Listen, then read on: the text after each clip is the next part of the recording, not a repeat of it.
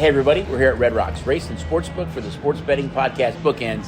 He's Jason, I'm Chucky. Of course, as always, it's powered by STN Sports. We're going to jump right into it. It's a busy weekend this week. Not only do you have, hockey, NBA, college basketball, college football, pro football, UFC, and Iron Mike back in the ring. So it's going to be a fun weekend. Of course, a great time to have STN Sports. Have your mobile app because all this is right in the palm of your hand. But start a little bit with college football, Jay. There were some big games last week. You were fortunate to go to arguably one of the best games of the week, Georgia at Ole Miss. Saw a great game. I know you were sending videos and we were talking to you. I mean, I can tell you weren't having too much fun, but it looked like an awesome time. Yeah, like I said, my son's a freshman at Ole Miss, and we made the first trip down there. My first venture into SEC territory, as I grew up in Chicago. So it was really, really cool to see SEC football up front, and obviously Georgia coming to town made it for an excellent party. And then, of course, the monster win and the upset. Even my wife and I rushed the field. So it was. He's walking with a little limp because he rolled his ankle when he jumped the 15 feet. It was an absolutely incredible experience in a little bit of a downpour and a rainstorm that we had all day, but the party in the Grove, the tailgating was an absolutely exceptional experience. If you get a chance to go, and I hear it's not just an Ole Miss SEC thing, right? It's an SEC thing. Yeah. If you had a chance to hit some SEC football, it's absolutely fantastic, and the tailgating is great. Well, we were huge Ole Miss fans that day as well, so we were really rooting for you. We wanted you, of course, to have a great time and get a win for Ole Miss, but it was good for us as well. Alabama, the victory against LSU was good. It was really, from our side of the counter, probably one of our better college football Saturdays so far this year, with a lot of the upsets that we needed to happen and a lot of blowouts that we needed to happen. So we're going to dive into this week and look at a few games. We know the ratings are out. Teams have kind of moved up and down the board. Ole Miss is back in the top 12 right now. Some teams have dropped out. But let's start with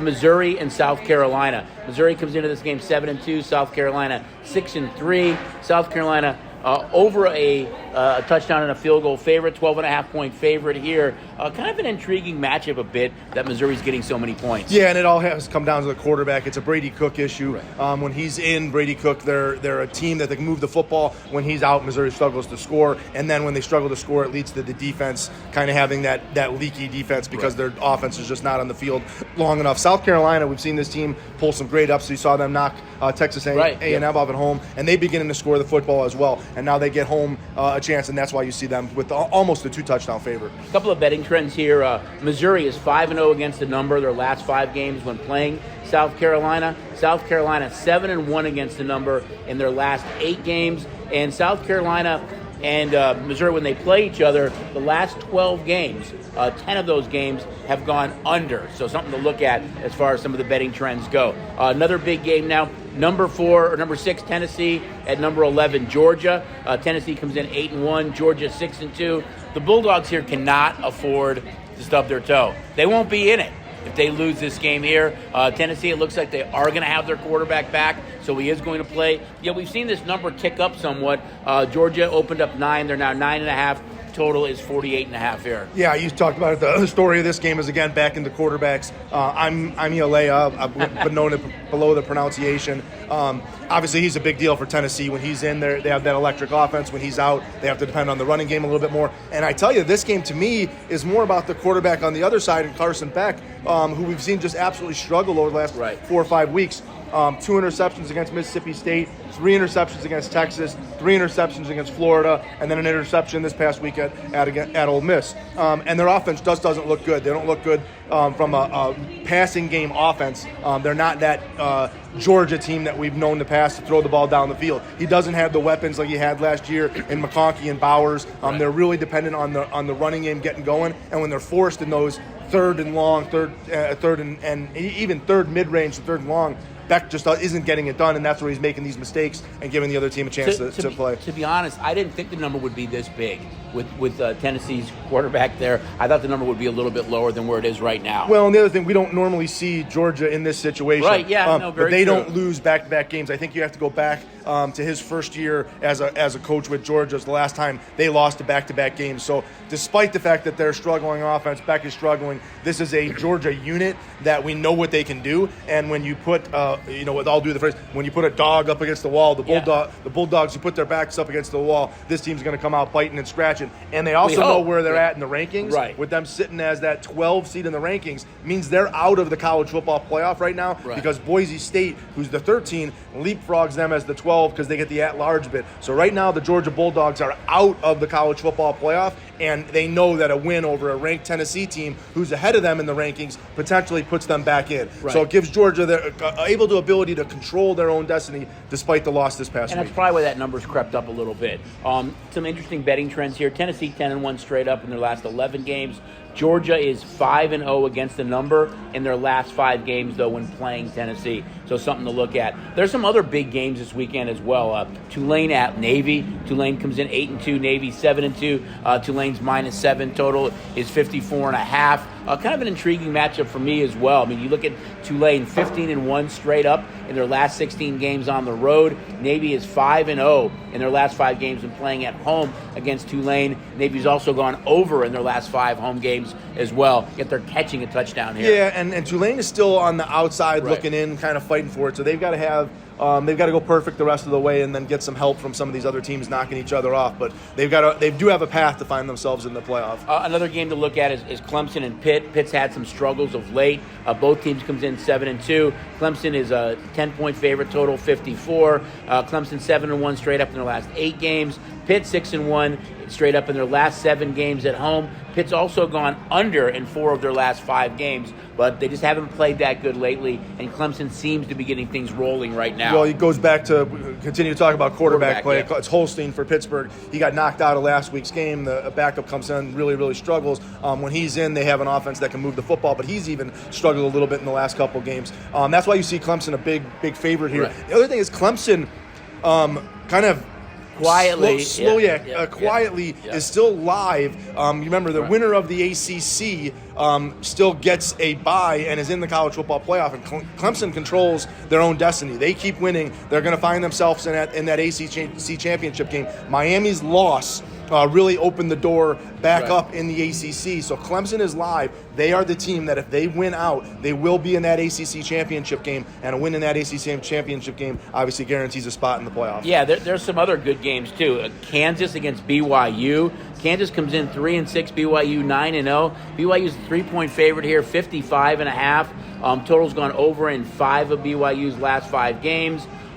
This is kind of an interesting matchup because how well BYU's played, but they're just a small favorite here. Yeah, and we had the controversial ending to the BYU-Utah game that lets BYU stay undefeated, keep winning. Kansas pulls the upset against Iowa State, and they're waiting for that BYU team to come in. And when you get this late in the season and you're undefeated and all the pressure's on you. Got a bullseye on your back. Not a lot of pressure on Kansas. And Kansas has been in a lot of tight ball games. They've got a good team. They turn the ball over a little bit too much. But this is starting to get to that crunch time for BYU. This is an interesting matchup, and I think that's why you see that short number, because Kansas can be that pull that dog upset. Another big game, Boise. Boise comes in 13.5-point favorites over San Jose State. Boise is 14-1 straight up in their last 15 games against San Jose. San Jose, however, 7-1 straight up in their last 8 home games. Total's gone under in 4 of San Jose's last 5 games. This number seems big to me. I think the way the Spartans have played, I think they can kind of hang around a little bit with Boise, but a huge game for both teams. Yeah, and surprisingly, Boise struggled with the Wolfpack from Nevada last week. Didn't kind of blow that game out. Genty's still kind of fighting for that Heisman Trophy. Yep. Travis Hunter, with Cam Ward's loss, he drops a little bit out of it. But Travis Hunter from Colorado has become the leader in the Heisman Trophy with obviously playing both offense and defense. Dylan Gabriel with Oregon still sitting there, a big chance to put up big numbers at Wisconsin on national TV. But this is one for Genty. Again, he's got to score the points. Right. And Boise, again, they know where they're sitting. They're sitting in 13th in that playoff, which gets them the number 12 seed as the at-large bid. So as long as they keep winning, they're gonna have a chance to pull some major upsets and head to that college football playoff. There really is a good slate of college games. The other one for me, Arizona State, Kansas State, is one of those really good games. Well, Arizona State has been absolutely fantastic at home, 5-0 at home, 2-2 on the road. Kansas State 4-0 at home and 3-2 on the road, and that's why you see that number there. And Arizona State, a big deal. Scadaboo, the running back, been questionable for the game. Averages like 125 yards rushing, another 50 yards receiving.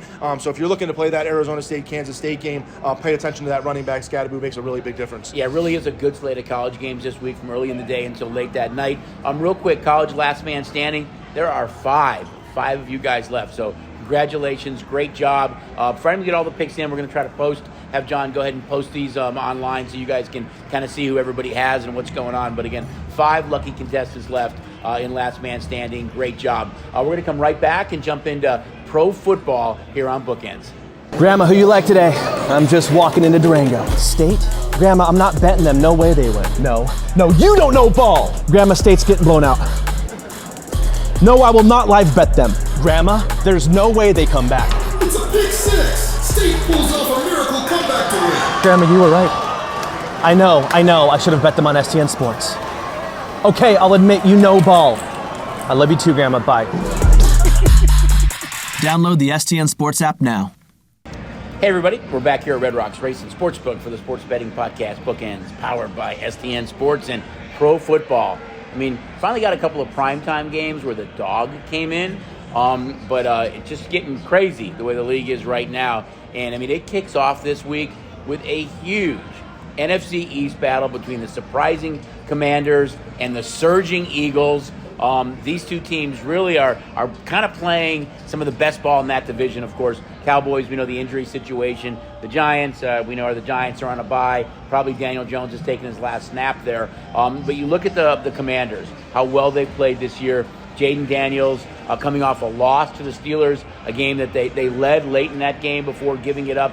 But he's clearly been kind of the rookie of the year. I mean, they've played great. This Eagle team now has won 5 in a row. They got Goddard back. They got Smith back. They got A.J. Brown back. There still seems to be some internal issues there, but they're playing really well. We're in the second half of the season. These two teams haven't played at all yet, so they play now. They play again in late December, but a great matchup in the AFC East as the Eagles come in a little over a field goal player. NFC East, I'm sorry. Two of the things that I looked at here, obviously the Eagles defense in that back half of last year was a total collapse and ended up and why they didn't have a very good run, and obviously the offense struggled as well. But they're number 2 in the NFL in yards allowed a game, 274. So an improvement there, an improvement in the tackling. Also some help in the fact that the Giants and Cowboys unable to move the football against them, so they've gotten some gifts to those games. Washington, number 3 in the NFL from a scoring offense standpoint at 29 points a game, and number 4 in the NFL in yards per game at 377, as you said, led by Jaden Daniels.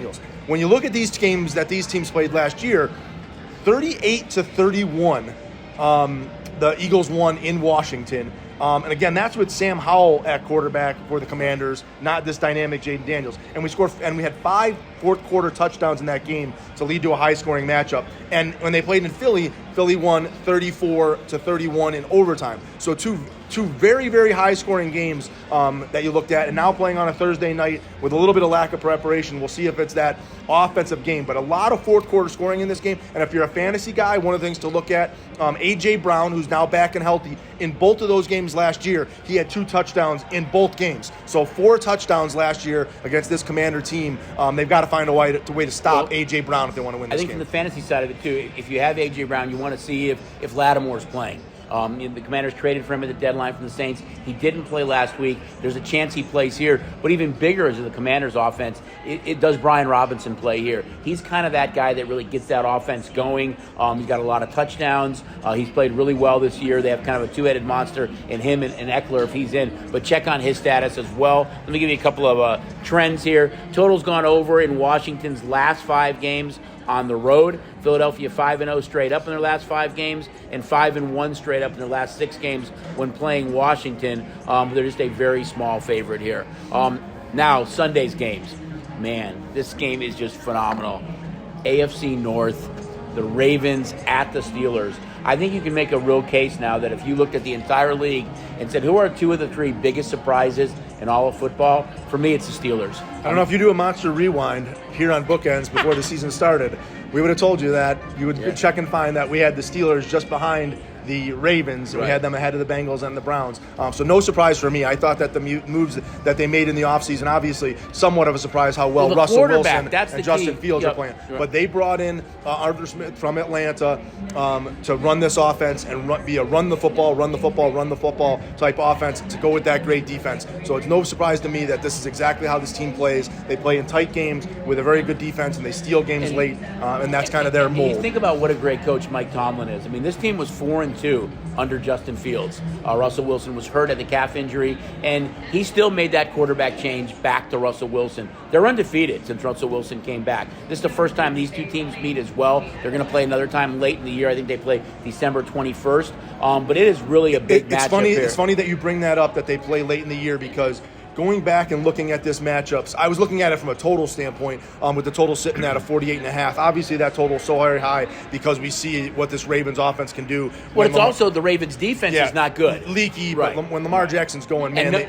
and score no quick. Hamilton this week for the Ravens, which is a big loss on the back end. Just I'm going to rattle off some scores here on the last times these teams have played. Steelers win 17-10. Steelers win 17-10. Steelers win 16-13. Baltimore wins 16-14. Steelers win 16-13. Steelers win 19-20. Steelers win 19-14. So you see that's 7 matchups. We have All 6 Steelers unders. wins and all unders. What would be this 48.5? Now, interesting to dig deeper into these games.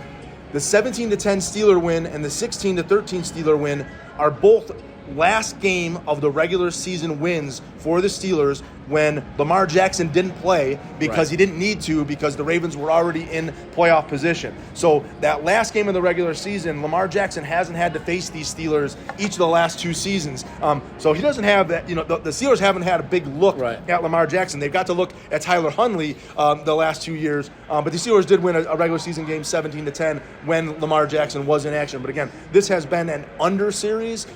Yet we've seen this total actually get bet up since the time we put it up. I think it's 48 and a half right now. So kind of uncharacteristic, but again, very leaky secondary on the Ravens side. We saw how many points the Bengals put up in the big game that Burrow and Chase had. But maybe we'll see if Russell Wilson can do the same thing. Well, I don't know. Again, I don't believe the Steelers want to play an up and down game, throw the football against this Raven team. Regardless of how good your defense is playing, when you have a chance to keep Lamar Jackson off the field, you keep Lamar Jackson off the field. So I still think the mode for the Steelers is run the ball with Warren, who seems to be back and healthy, and run the ball with Harris, and let them be a two-headed monster in the backfield, running the football, short screen passes, have that ball control offense, and try and steal this game from the Ravens. But I agreed, but the Ravens' defense has been better against the run than against the pass. So if they're not having that success, and now you've added Mike Williams to the mix with Pickens and Freiermuth, I think you have to ask Russ that this could be a high-scoring game. It could be uncharacteristic, so we'll see what happens, but it might be a little bit different than we've seen.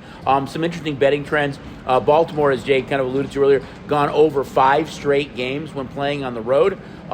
Pittsburgh is 7-1 straight up in their last 8 games when playing Baltimore. So but again, met them a couple of times without Lamar Jackson. So kind of some interesting betting trends there. Now we're going to jump to the NFC North. And I hate to say it, but earlier you said a team needing help. All I can think about is the Beatles song "Help," because that really is a great song for the Bears right now. I mean, they're playing at home against the Green Bay Packers, a team that owns them, as Aaron Rodgers will let you know in every interview he does about the NFC North. But the fact that the Packers are a 6.5 point favorite in Soldier Field, the Bears have lost 3 straight games. Packers come off their bye. Bears have just fired offensive coordinator Shane Waldron. There's a lot of buzz of should Williams start? Should they go to Agent? I mean, it's just a mess right now in Chicago. And, tough to get Green Bay coming off their bye here. I'm going to take the 5th and refuse to talk about the Chicago Bears or the Green Bay Packers in fear that I'll go on an hour rant and really get upset. Yeah. I think we did that before we went on the air with John. He couldn't wait to get the segment started because we were both highly critical of the Bears. But it's just a shame because Russell Wilson really has not, or Caleb Williams really has not played well. The last 3 weeks have been bad. They make the change, offensive coordinator. We'll see if it helps at all. But you look at the Bears' schedule the rest of the way. They play the Lions twice, the Vikings twice, the Packers twice, the 49ers, and the Seahawks. And the Seahawks game is in Seattle. I'm not sure that we see another win on their schedule right now. It's obvious there might be a line for a coaching change at the end of the season. Oh, so close to Jim Harbaugh, but didn't happen. Anyway, let's jump into just a couple of interesting betting trends here. As we said, Packers have really had a lot of success against the Bears. Green Bay 5-0 against the spread in their last 5 games when playing on the road in Chicago. They owned it. Really, the Bears lost. They had the longest winning streak at home in the NFL before that loss to the Patriots last week. They're 9-1 straight up in their last 10 home games, and they're 7-1 against the spread in their last 8 home games. So maybe they can keep this one close, and maybe the change in offensive coordinator can kind of give them some juice and a boost, but going to be awfully tough for a team that seems to be trending the wrong way. Now a game that looks like maybe one of the game of the year. Chiefs at Bills. Could be a preview of the AFC title game. These two teams come in. We know that the Chiefs are still unbeaten. I'm not sure how, but they're still unbeaten. And against a Bills team that has been kind of a surprise, too. I think everybody thought it might be a down year with losing Stephon Diggs, losing Gabe Davis, losing some guys on defense, yet they have owned the AFC East right now. It's not the Jets. It's not the Dolphins. It's all about the Bills. And again, you get the Chiefs getting points. Now, we know how good Andy Reid and Patrick Mahomes are in the role of a dog. And here they are going up against a Bills team with no Cooper, maybe no Kincaid, and no Coleman, yet they're catching almost a field goal. I have to think, Jay, that this line drops by kickoff on Sunday. We've talked about, obviously, the cluster injuries at the receiver position. Really hard to win football games when you have multiple receivers out, and that's what it looks like the Bills could be facing this week without their receivers. Obviously, they lost 27-24 in the playoffs last year in Buffalo to this Chiefs team, but they had won the 2 regular season games, the 2 matchups before that. Again, Buffalo a 20-17 winner in Kansas City, and then a 24-20 winner in Kansas City. So they do feel comfortable playing this Chiefs team as any other team. The comfort level of playing the Chiefs is obviously not very high. But the key has been their rushing yards and being able to run the football. You still want to have those passing weapons, but in that game. But Chiefs don't give up a lot running. It's Josh Allen. He had 12 attempts for 72 yards. Cook 18 rushes for 61 yards. Johnson 7 rushes for 40 yards. They also had 39 attempts from Josh Allen. So this is going to be a Josh Allen football game. Not being able to turn the football over is going to be the key for them to have the game, as well as time of possession. In the Buffalo loss 27-24, they still were able to run the clock. They had 37 minutes of ball control to the Kansas City Chiefs 23 minutes, and that's what they want to be able to do again. They did allow Kelsey to have 2 touchdowns in that game. They really controlled kind of the wide receiver position, and that's one of the things I think the Chiefs really want to exploit this week. In the fact that obviously the Bills don't have the wide receivers, but one of the things the Bills defense, when we look at last week against the Indianapolis Colts, they allowed Pierce to go 4 catches for 81, Downs 7 catches for 72, and Mitchell 6 catches for 71. So I do think the Hopkins acquisition could be a big deal this week, and I look for Hopkins to have a big game in Buffalo, and I think that he's somebody that Mahomes will be keying up on to try and find Hopkins against this kind of soft Buffalo secondary. With the Bills only having 2 losses, though, if they can win this game against Kansas City would have 1 loss, but really 1 more loss, and the Bills would own tiebreakers then. So we know both places to have to play in late January in the postseason. I mean, it's awfully tough to play in Kansas City, but it's really tough to play in Buffalo as well. So this game would go a long way for both those 2 teams as far as home field advantage goes in the playoffs. A couple of interesting betting trends here. Kansas City, of course, being undefeated 5-0 in their last 5 games straight up on the road. Buffalo 5-0 straight up in their last 5 games. But the total has gone over in 5 straight games of Buffalo home games. So we'll see with these 2 teams if they can generate some points. Now we're going to skip over to Sunday Night Football, a game that was flexed. And I'm kind of excited about this game. It's the Bengals against the Chargers. You've got offense against defense. Again, Bengals really struggling right now at 4-6. I still think they're going to find a way into the playoffs. I think they're good enough that they can still find their way into the playoffs. We talked about the Steelers, the Commanders being, 2 of maybe the bigger surprise teams in all of football. I think you have to throw the Chargers in that mix too. They're playing really well, and I think when you talk about coaching and does coaching make a difference or not, we've talked about how Mike Tomlin, how it makes a difference having a guy like Mike Tomlin. But you think about what Jim Harbaugh's done right now. You know what team has given up the least amount of points this year? It's the LA Chargers. But part of that is that they've got a really good quarterback. They lost all these skill position players in the offseason. Williams, Eckler, Allen. He brought in Edwards. He brought in Dobbins. He's got some young wideouts. But really the key is They're the slowest team in pro football. They control the clock. They take the entire play clock on every play. They slow down the game. They keep their defense off the field. They're a good defense, and their offense controls the clock. They're a small favorite here. It is really a contrast in style. Offense against defense. We saw the Bengals are coming off a mini bye explode against the Ravens with Chase and Burrow the other night. But this is a really interesting matchup, and I think if the Bengals want to get back into it, this is a game they have to win because the Chargers are ahead of them at 4-6, and the Chargers being 6-3. You win here, and you've closed that gap with one of the teams ahead of you right now.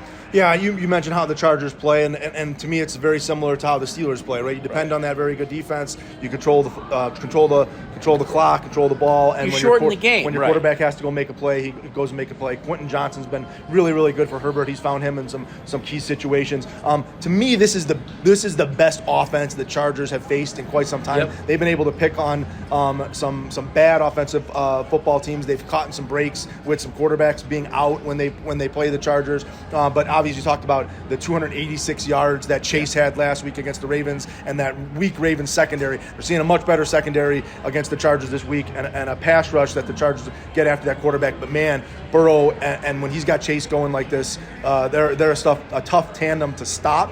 And this Charger team, you talked about the introducing Edwards back. This had been a Dobbins offense, and now it's become much like the Steelers. Right. Edwards is healthy, and now they're a two-headed monster. And now you throw those guys in with fresh legs and their hard-nosed running style. They become a very, very interesting team, not only in this game, but as you kind of move forward, because you talked about being able to slow down the pace, stay in football games where you can go steal football games against a team that would be on paper better than you, but you can go steal those type of games. I think a big piece, too, is, and Jay kind of talked about the fantasy impact on some earlier games.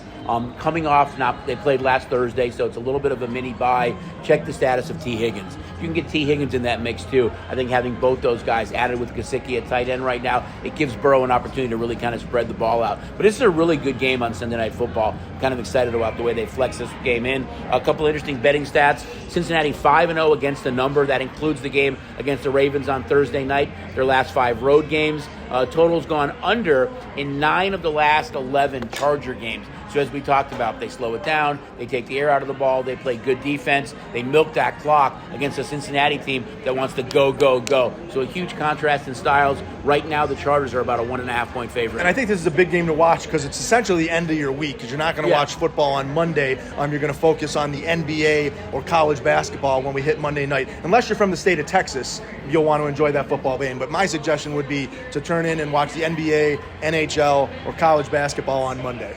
Well, when the schedule came out and you saw Texans-Cowboys, you thought this is going to be a phenomenal game. C.J. Stroud, Dak Prescott, two teams that maybe aren't one of the two best teams in the conference, but might be playing, late in the playoffs and maybe in a Super Bowl. Texans come in 6-3 off that loss against the Lions at home on Sunday night, which they should have won.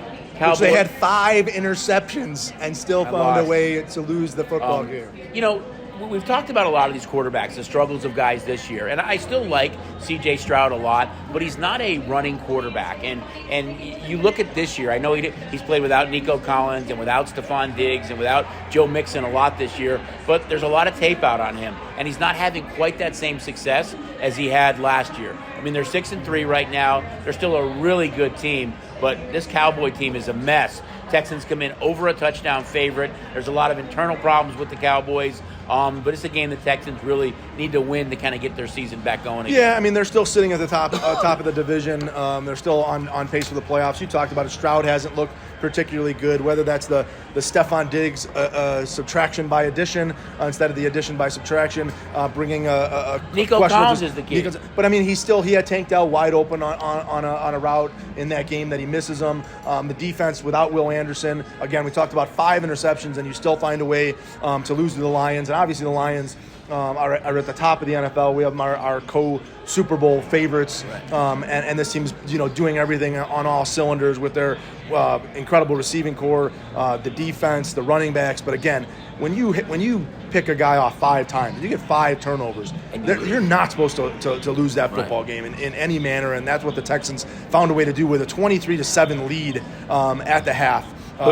Makes it even worse. So they're going to be a ticked off football team, and heading into Dallas has been a gift for most teams this year. The Cowboys, how many times have they trailed by over 20 points? They're just not playing competitive football. They don't have the skill players to do it. Their injuries all over the field, and it's just been a get well game for whoever has to head to Dallas. I think the best thing for the Cowboys, though, it's in their home stadium. It's a night game, so no one has to worry about shutters, blinds, or curtains keeping the sun out of Jerry's world. So with that said, maybe they can hook up for a couple of touchdowns and keep this one close. But like I said, I think that's a big check deal. out the NHL, NBA, and college basketball schedule on Monday and tune in. All right, a couple of interesting stats here quick. Total's gone under in 5 of Houston's last 6 games when playing the Cowboys. Dallas is 4-1 straight up in their last 5 games when playing Houston, but kind of a different team. Real quick, we touched on last man standing in college. In pros, there are 6 of you guys left, so congratulations. I mean, really phenomenal job. You're doing great. Every week it seems to get cut in half, so we'll see what's left. But we're going to come back and we're going to dive into a few other sports and really focus on the big fight on Friday night, Iron Mike Tyson against Jake Paul. We'll be right back with our final segment of Bookends. All right, everybody, we're back here at Red Rocks Racing Sportsbook for the sports betting podcast, Bookends. Just having a little bit of fun. I mean, unfortunately, I'm older than Mike Tyson, but he hasn't been in the ring for a long time. I think he had an exhibition in 2020 with Roy Jones. His last official fight, 2005, against the journeyman Kevin McBride. He couldn't answer the bell for the 8th round. Thank God. This is only 8-round fight. 8 rounds, 2 minutes each round, bigger gloves. But it is just, I think, the lure of Iron Mike. You watch some of his training videos, and he looks great. Fighting Jake Paul here, who's been surprisingly a really good boxer so far, but it's been unbelievable, kind of the attention, the atmosphere, the hype, and we're showing it in all of our sports books. So come check it out. Join kind of the crowd here. Have some fun. It's on a Friday night. Iron Mike, Jake Paul, and the betting action's been phenomenal so far. Yeah, and it's Friday night. The fight should go around 8 o'clock. I think viewing opens up. There are some undercards on the bout. Obviously, Jake Paul was a pretty heavy favorite here. He was just kind of 7 days ago. He was minus 350. Iron Mike was plus 270. That number has absolutely plummeted as we see Jake Paul now a 240 favorite. Mike Tyson plus 190. 86% of the tickets are on Tyson here. So I think that people are seeing that, hey, can this guy really go and beat arguably one of the greatest boxers of all time, despite the age gap, the age difference? And Mike Tyson's not one to go in there and lose bouts. You talk about the setup for the fight of 8 2-minute rounds is actually kind of leans better from a Tyson standpoint, in that it's not a longer round. He can go those short stints, and we'll see. Actually, we talk about our last man standing, but we'll see in this fight if we have a true last man standing. Tyson is 50-6 in his career, 44 of those victories by way of knockout. So, I mean, I think when those props are up, people are going to look to want to bet Iron Mike by knockout. It's just drawn so much attention right now. I hope it's a competitive fight. We'll see what happens, but we've seen this number really start to plummet. The over-under is 5.5, so it's scheduled an 8-round fight. The round prop is 5.5. So that's another interesting, and we're going to have more props on the fight that we'll start adding here Thursday and Friday. So by the time we get to that Friday night, you see a good menu of props on the bout. So again, it's going to be a fun weekend, you guys. I mean, there's not only football. We talked about UFC as well. We've got UFC coming up. You've got hockey, basketball, college basketball. So just a kind of a fun sports weekend. It's definitely kind of a knockout weekend, but it should be a lot of fun. Yeah, and if you still don't have the app, we keep telling you, still have the up to $50 no worry wager available for all new signups. Come and take advantage of this super busy time of year, especially as we start to get into the holiday season, where we talk about the early morning between Thanksgiving, the days following Thanksgiving, and then we get into the Christmas holidays. Again, all the sports action around those holidays. Don't have to run down to the sports book. Carry the sports book in the palm of your hand. Get the STN Sports app today. And just again, don't forget, Friday night for that Tyson-Paul fight, we'll be showing it in all of our sports books, so come check it out. Jason, I'm Chucky for the Sports Betting Podcast Bookends, powered by STN Sports. We'll see you guys next week.